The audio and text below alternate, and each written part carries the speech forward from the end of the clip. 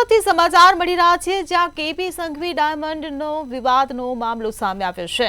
તેને લઈને આ સમાચાર મળી રહ્યા છે। સુરતમાં કેપી સંઘવી ડાયમંડ વિવાદનો મામલો સામે આવ્યો છે। ન્યાયની માંગ સાથે ધરણા પ્રદર્શન કરવામાં આવ્યું હતું।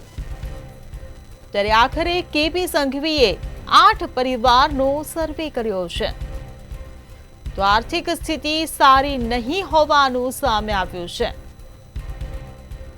ત્યારે તમામ કેસ પાછા ખેંચવાની બાંહેધરી આપવામાં આવી છે। તો સુરતથી આ સમાચાર મળી રહ્યા છે જ્યાં 12માંથી 8 પરિવારના કેસ કેપી સંઘવી પરત લેશે। કારખાના માલિકોએ ખરેખર નુકસાન કર્યું હતું। જઈ અને ક્યારે પણ વાતચીત પણ આ અંગે કરેલી નથી અને અગાઉ પણ આ 48 કેસો હતા। અમે પણ અમારી રીતે આર્થિક રીતે સર્વે કરીને અમારી ટીમ દ્વારા 22 લોકોને પણ અમે અમારા કેસો કાનૂની રીતે પરત ખેંચેલા હતા અને અમે ક્યારેય પણ કોઈ પણ પ્રકારના ખોટી રીતે હેરાનગતિ કોઈ પણ પરિવારને અમારી કંપનીના માધ્યમથી ક્યારેય પણ કરવામાં આવી નહોતી અને અમે કોઈ પણ પ્રકારના વિવાદમાં આવ્યા વગર અમે અમારી રીતે જે કાંઈ પરિવારો છે ને મદદરૂપ થતા જોઈએ છીએ।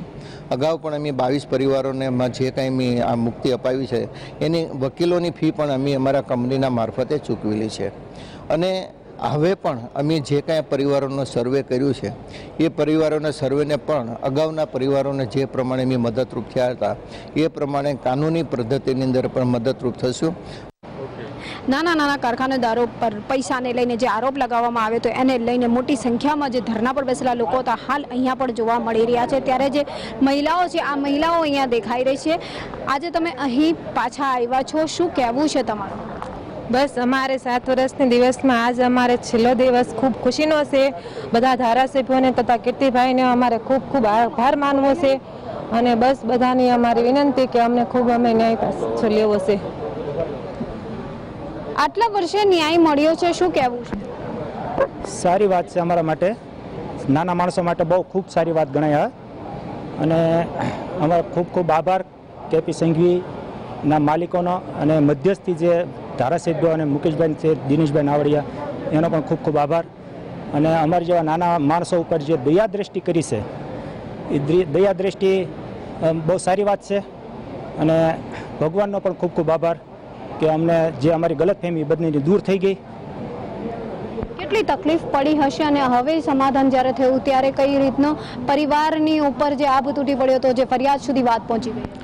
ખરેખર અત્યાર સુધી તકલીફમાં જ હતા બધા પરિવારો, પણ હવે અમારી વારે જે તકલીફ હતી ગેરસમજણને કારણે એને લીધે અત્યારે ધારાસભ્યો અને સમાજના જે આગેવાનો હતો દિનેશભાઈ ને મુકેશભાઈ બીજા ઘણા બધા વડીલો બધાએ ભેગા મળીને કીર્તિભાઈ અને સમીરભાઈ બધાની સાથે બેઠક કરીને વાતચીતો કરી। ત્યારબાદ જે એકબીજાની વચ્ચે ગેરસમજણ હતી તે ગેરસમજણને દૂર કરી ખરેખર જે સત્ય છે તે સમાજની સામે મૂક્યું હતું અને હવે કીર્તિભાઈ અને સમીરભાઈને ખબર પડી કે ખરેખર આ 12 પરિવારોનું જે લિસ્ટ હતું એમાંથી તપાસ કરાવતા 8 પરિવારોને આર્થિક સ્થિતિ ખરેખર દયનીય છે। એ માટે એ લોકોએ બધું વિચારીને પછી તમને 8 પરિવારોને હવે આ કેસોમાંથી મુક્ત કર્યા છે અને કેસ પરત ખેંચ્યા છે, એનો અમે ખૂબ ખૂબ આભાર વ્યક્ત કરીએ છીએ। એટલે હાલ કહી શકાય કે જે કારખાનેદારો છે જેઓ મુશ્કેલીમાં મુકાઈ ગયા હતા, ધરના માટે તેઓ બેસ્યા હતા અને જેમની મદદે ધારાસભ્યો પણ આવી પહોંચ્યા હતા અને ખુદ ડાયમંડ ઉદ્યોગકાર જે દિનેશ નાવડિયા છે તેઓ પણ એમની મદદે આવ્યા હતા। આખરે આ સમાધાનની મેટર જે સામે આવી રહી છે તેને લઈને ક્યાંક રાહત જે છે આ પરિવારોએ અનુભવી છે। કેમેરામેન શોએબ શેખની સાથે રાબિયા સાલેહ, મંતવ્ય ન્યૂઝ, સુરત।